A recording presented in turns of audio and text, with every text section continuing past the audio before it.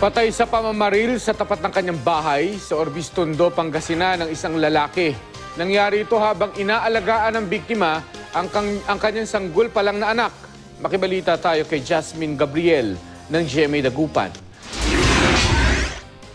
Kalong-kalong ni Manuel Leonardo ang kanyang 5 buwang gulang na anak sa tapat ng kanilang bahay sa barangay Sawat, Orbis Tondo, Pangasinan nang lumapit ang 2 lalaki na kamotorsiklo. Walang kaabog-abog na binaril ang isa sa kanila, si Leonardo, na isang kagawad ng barangay. Ito ay nag-aalaga ng kanyang 5 months old na anak. So from there, may dumating na tao, naka-onboard a motorcycle at biglang bumaba yung isa at nilapitan ng biktima natin at binaril twice. 2 tama ng bala sa ulo ang ikinamatay ng biktima. Ligtas naman ang musmos na agad kinuha ng kanyang ina matapos ang pamamaril.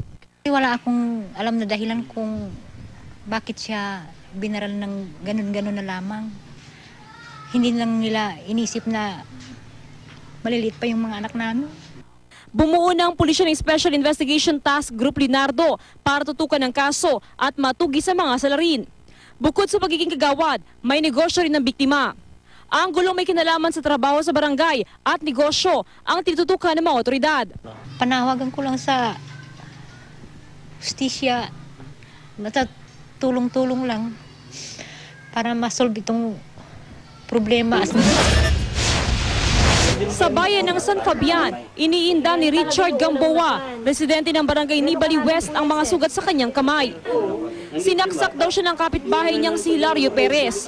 Ayon sa biktima na isang balut vendor, nakatambay siya malapit sa pinag-iinuman ng suspect na mangyaring insidente.